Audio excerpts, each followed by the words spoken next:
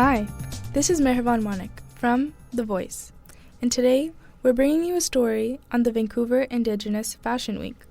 Fashion Week highlights the resilience of Indigenous communities while addressing the urgent need for change through powerful art and design. We'll begin by exploring the significance of the color red in honoring missing and murdered Indigenous women and girls, and hear about the creative processes for the Runway. Next, we'll hear some perspectives from designers about why Vancouver Indigenous Fashion Week is special. Finally, we'll take a deep dive into the Indigenous identity and culture with local author and instructor Georgina Martin, so make sure to stay with us for that. First, here's Sofia Mohamed, one of our reporters in the studio. Hi, Sofia. Hey, Marvan. How are you doing? Good. How are you? I'm doing great. So tell us about the access you got with some of the designers for opening night. Yeah, I got to speak to Chief Janice George and Taalrumiq, who are both presenting at the opening night for Vancouver Indigenous Fashion Week, the red dress event. And I also got to speak to Jamie Black, who's credited with the first use of red to represent missing and murdered Indigenous women, girls, LGBTQ, and Two-Spirit people. Jamie Black's art installation, Red Dress Project. She started the project in 2010 with a large-scale installation in University of Winnipeg, placing 100 empty red dresses around the campus. One of the meanings that people give it is that it's the color of our lifeblood, right? And it's what connects all of us. But it's also kind of belies the violence that women are facing. The project has really become not only about violence against women, but about reclaiming space and reclaiming power as women. The dresses are not only just a symbol of victimhood, but they're also a symbol of power. Chief Janice George is an accomplished weaver who works in the practice of traditional Coast Salish wool weaving with her partner, Buddy Joseph. The thing about weaving, we are actually creating the cloth, so it takes a lot of time. We're gifted some mountain goat wool, and we've used some for garments in the show. And my sister Lisa Lewis was one of our apprentices, and she created a beautiful robe that really signifies the red dress event. George also focuses on spreading the traditional weaving practices and dedicates most of her life to spreading this knowledge. Well, we've taught at least 1,000 or so people, over 1,000. When we show our work, people can aspire to be a weaver, because that's how I started. We also spoke to Taalrumiq, an Inuit artist who is also presenting at opening night. All my inspiration comes from my culture, growing up in the Western Arctic in Tuktoyaktuk, my home community. You'll see a lot of the traditional clothing influences, our ancestral silhouettes, and then just adding my own flair. She is one of 2 Inuit designers presenting this year. Her focus is on blending traditional and contemporary design elements. In my culture, fur is a very important natural resource, so I use a variety of furs within my designs, in particularly sealskin, fox fur, wolf, wolverine. These are all important animals that my people relied on for survival and continue to rely on for survival. And I do get some pushback online, for using fur, but to me, it's tradition, it's part of our culture. Taalrumiq is a one-woman show. She created all 10 of the pieces by herself. Her collection is titled IG Love, Hope, Joy, for intergenerational love, hope, joy.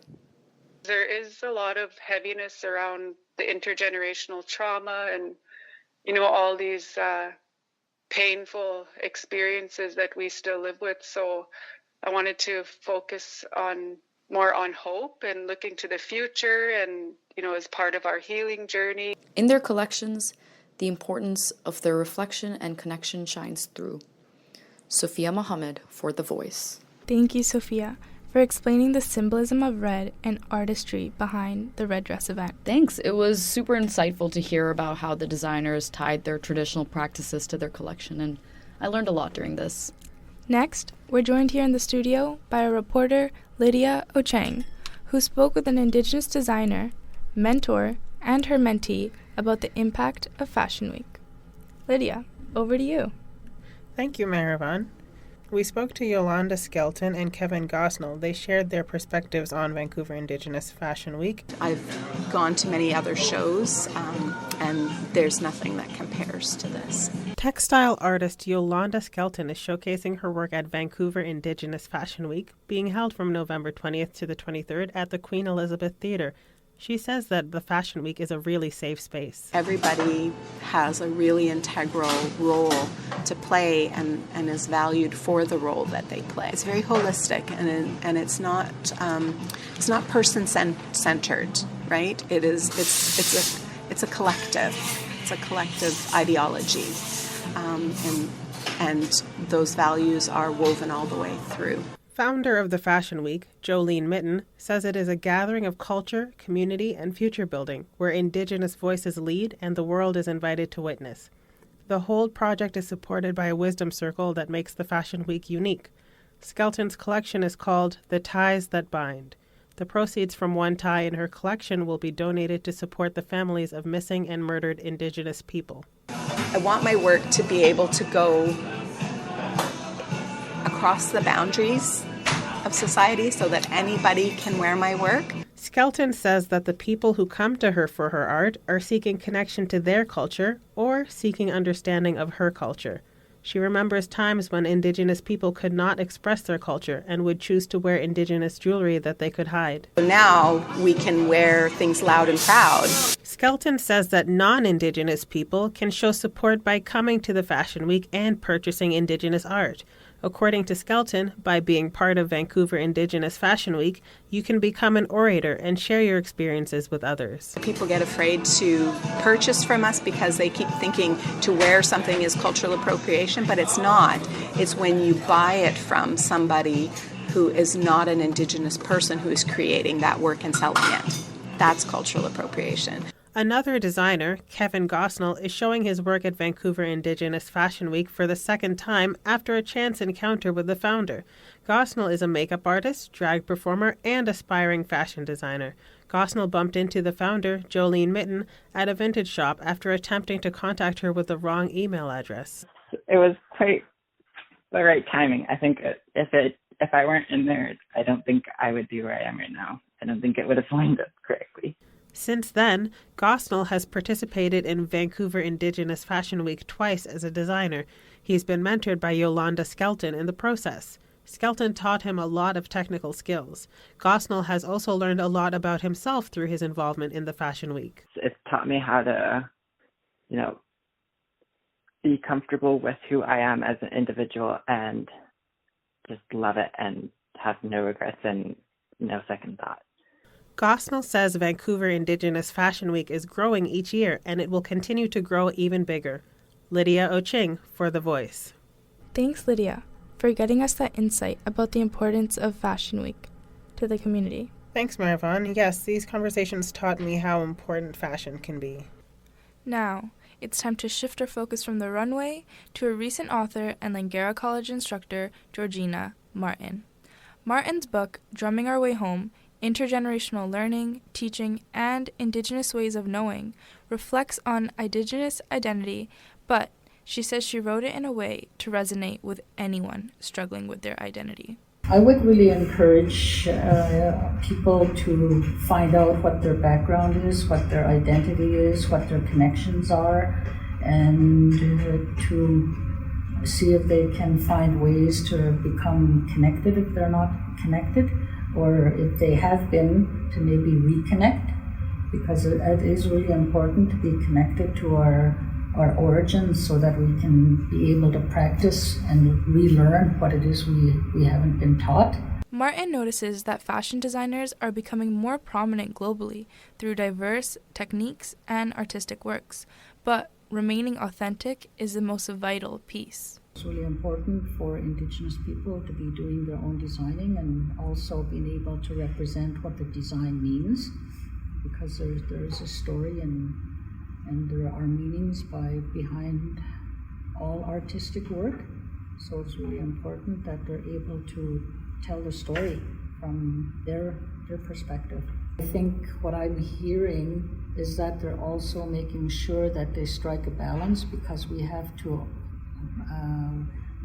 respect authenticity, and it's always it's just like with what I did with the book that I wrote, because I talk about drumming, but I have to be careful on how I write about it so that anyone in the public don't think that they can just take it up and practice our culture. That's not the plan, that's not the intent. It's for people to recognize what that culture means to us.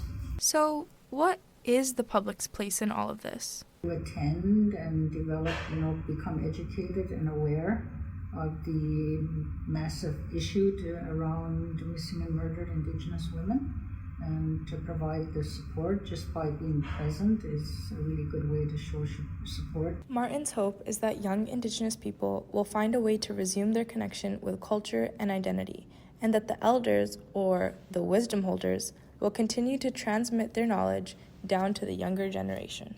We're in a period, I think, of reclamation, where we are really reclaiming who we are, but we have to know what our identity is and what our past is to be able to really become stronger.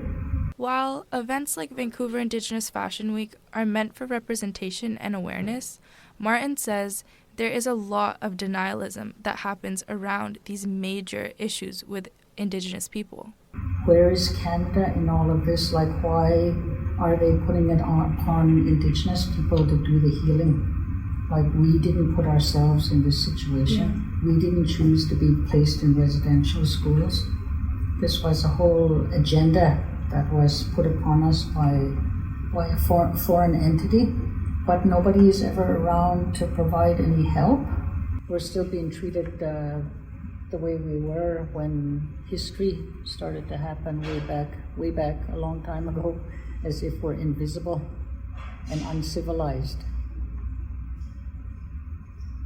So there's a lot of work to be done in the education system, both for Indigenous and non-Indigenous people. The connection to land and language is the pillar for Indigenous identity, and Martin says it's time for Indigenous people to take the driver's seat and become the storytellers. It's for us to share our truth, and then get out of this deficit situation where we're always being looked at like we're missing something, or we hear a lot of negativity within the public, where they, especially around residential school, where they say that we just need to get over it, but they haven't lived our experience. So until you understand it or have lived it, then it is hard to understand. But it would be great if more people would make the effort. From the symbolism of red dresses to the impact of fashion and the power of reclaiming identity, Vancouver Indigenous Fashion Week is more than an event. It's a celebration of resilience and hope. Thank you to Sofia Mohamed and Lydia Ochieng for all of your contributions and for sharing these incredible stories. This has been Mehervan Manik with The Voice. Thank you for listening.